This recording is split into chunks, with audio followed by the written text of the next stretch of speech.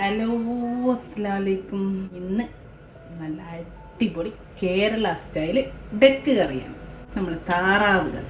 നല്ല കിടിലൻ ടേസ്റ്റ്. നല്ല പത്തിരിക്കോ വെള്ളപ്പം, അപ്പം, നൂൽപ്പിട്ട്, ഈ ചോറിനായാലും ഇതുപോലുള്ള സംഭവങ്ങൾക്കൊക്കെ അടിപൊളി കോമ്പിനേഷനായിട്ടുള്ള അടിപൊളി ഒരു താറാവ് കറിയാണ്.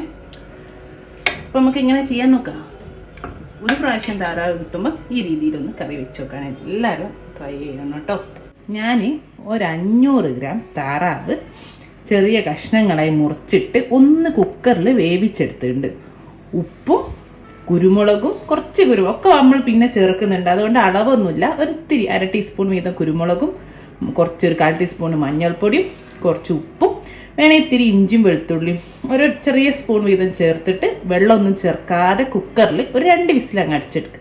അപ്പോൾ പെട്ടെന്ന് വെന്ത് കിട്ടും. അല്ലെങ്കിൽ മണിക്കൂറുകൾ വേവിക്കണം. ഒരു 1.25 മണിക്കൂറൊക്കെ വേവിച്ചെടുക്കണം. ഡയറക്റ്റ് നമ്മൾ ഇതിൻ്റെ കൂടെ വേവിക്കുകയാണ്.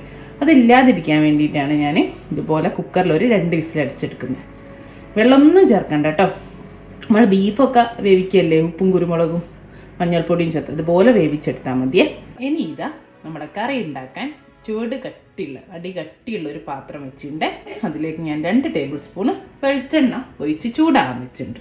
ഞാനൊരു 1/4 ടീസ്പൂൺ നമ്മുടെ പെരിഞ്ചീരകമാണ് അത് ഈ വെളിച്ചെണ്ണയിലേക്ക് ഇട്ട് കൊടുക്കുന്നുണ്ട്. വെളിച്ചെണ്ണ ഇത് കിടന്നത് അത് പൊട്ടി വരുന്ന സമയത്ത് 1/2 ടേബിൾ സ്പൂൺ വീതം നമ്മൾ ഇഞ്ചി ചതക്കിയത് ഇട്ട് കൊടുക്കുന്നു. അതേപോലെ 1 ടേബിൾ സ്പൂണ് ഒരു 5-6 വെളുത്തുള്ളി അത് ഇട്ടിട്ട് ഒന്നൊന്ന് വഴറ്റിയെടുക്കും കേട്ടോ. അതിൻ്റെ കൂടെ തന്നെ ഒരു 6 നല്ല എരിവുള്ള പച്ചമുളകും അരിഞ്ഞതാണ് ഇതും ചേർത്ത് കൊടുക്കുന്നുണ്ട്. ഇഞ്ചി വെളുത്തുള്ളി പച്ചമുളകൊക്കെ ഒന്ന് മൂത്ത് വരുന്ന സമയത്ത് ഒരു വലിയ സവാള ചെറുതായിട്ട് നല്ല നൈസായിട്ട് അരിഞ്ഞു വെച്ചതുണ്ട്. 12 ചുള ചെറിയുള്ളി അത് ഞാൻ അരിഞ്ഞുണ്ട്, അതുകൂടി ചേർത്ത് കൊടുക്കുന്നുണ്ട്. ഇത്തിരി കരിവേപ്പില ഇതെല്ലാം കൂടെ ചേർത്തിട്ട് നമുക്കൊന്ന് നന്നായിട്ടൊന്ന് വഴറ്റിയെടുക്കും. നല്ലൊരു മണം വരുന്നുണ്ട് കേട്ടോ. ആ പെരിഞ്ചീരകവും ഇഞ്ചിയും വെളുത്തുള്ളിയും ഒക്കെ മൂക്കുമ്പോൾ ഒന്ന് നന്നായിട്ടൊന്ന് വഴറ്റിയെടുക്കട്ടെ. നമ്മുടെ ഉള്ളിയൊക്കെ ഇതാ നന്നായിട്ട് വന്നിട്ടുണ്ട്. നന്നായിട്ട് ഞാൻ തീ നന്നായിട്ട് കുറച്ചുണ്ട്. ഞാൻ ഇതിലേക്ക് 1 ടേബിൾ സ്പൂണ് മല്ലിപ്പൊടി ചേർത്തി കൊടുക്കുന്നുണ്ട്. 1/2 ടീസ്പൂണ് മഞ്ഞൾപ്പൊടിയും ചേർത്തി കൊടുക്കുന്നുണ്ട്.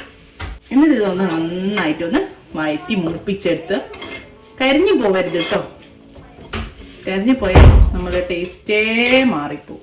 പൊടികൾ പിന്നെ കരിഞ്ഞു പോകരുത്.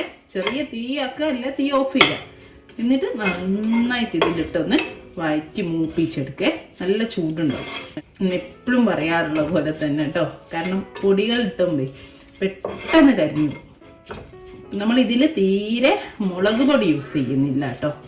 ഇനി നമ്മളെ പൊടിയൊക്കെ മൂത്ത് ഇനി നമ്മളെ താറാവിൻ്റെ പീസസില്ലേ വേവിച്ചിട്ട്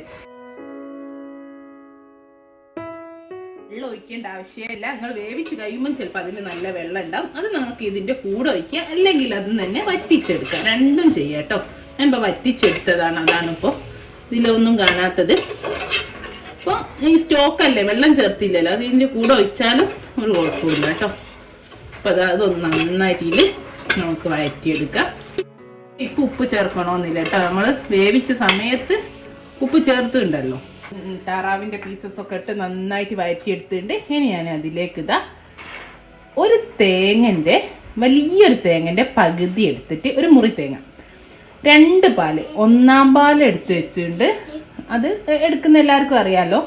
ആദ്യം തന്നെ നന്നായിട്ട് ഒതുക്കിയിട്ട് 1-2 സ്പൂൺ വെള്ളം ചേർത്തിട്ട് ഒതുക്കി ആ ഫസ്റ്റ് പാലെടുത്ത് പിന്നെ കുറച്ചധികം വെള്ളം ചേർത്തിട്ട് 2-ാം പാൽ ഏകദേശം 2 കപ്പോളം ഉണ്ട് കേട്ടോ. അതാണ് ഞാനിനി ഒഴിച്ചു കൊടുക്കുന്നത്. ഇതിൽ കിടന്നിട്ടാണ് ഇത് മൊത്തം ഒന്ന് നല്ലോണം വെന്ത് ഓൾറെഡി പകുതി വെന്താണല്ലോ. വെന്ത് എല്ലാത്തിലും ഇതിലൊന്ന് നന്നായിട്ട് കുറുകി മസാല ഒക്കെ ഒന്ന് വെന്ത് വരട്ടെ കേട്ടോ. 2-ാം പാൽ ലാസ്റ്റ് നമുക്ക് 1-ാം പാലും ആവശ്യമുണ്ട്. ഇതൊന്ന് തിളച്ചിട്ട് കുറച്ച് ഉപ്പൂടി ചേർത്തിട്ട് നമുക്കൊന്ന് അടിച്ചു വെക്കാം. നല്ലോണം തിളച്ച് വന്നിട്ടുണ്ട്. ഇനി ഞാൻ ഇതിലേക്ക് ആവശ്യത്തിനുള്ള ഉപ്പും ചേർത്ത് കൊടുക്കട്ടെ. കാരണം ഉപ്പ് കുറച്ച് സൂക്ഷിച്ചിട്ടേ ഉണ്ടാവും. ആദ്യം വേവിച്ച സമയത്ത് ഉപ്പ് ഇട്ടതാ കേട്ടോ. അപ്പം അതിനനുസരിച്ച് ഉപ്പ് ഇട്ടിട്ട് ഒന്നുകൂടി അടച്ച് വെച്ചിട്ട് നന്നായിട്ട് ഒന്നുകൂടി മസാലയൊക്കെ ഒന്ന് വെന്ത് ഇതിലേക്ക് പിടിക്കട്ടെ കേട്ടോ. അതാ നമ്മുടെ കറിയൊക്കെ നന്നായിട്ട് വെന്ത് വന്നിട്ടുണ്ട് കേട്ടോ.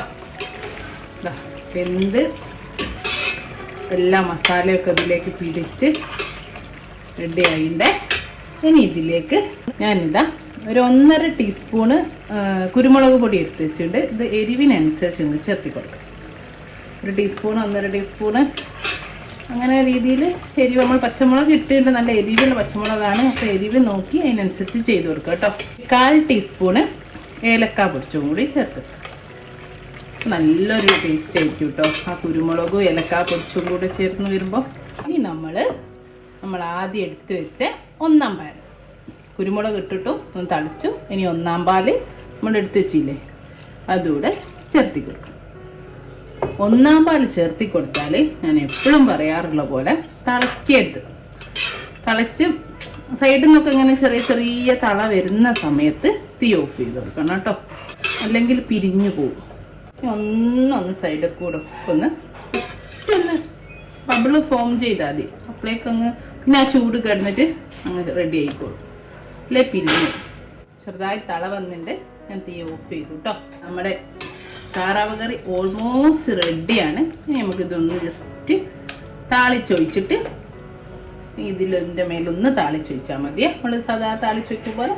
ഇതാ നമുക്ക് വറവിടാൻ വേണ്ടിയിട്ട് ഞാൻ 1 ടേബിൾ സ്പൂണ് വെളിച്ചെണ്ണ ചെറിയ പാത്രത്തിൽ ചൂടാൻ വെച്ചിട്ടുണ്ട്. അതിലേക്ക് ഇതാ 1 ചോള അല്ലെ 2 ചോള ചെറിയുള്ളി ചെറുതായിട്ട് അരിഞ്ഞ് ചേർത്തി കൊടുക്കണ്ടേ.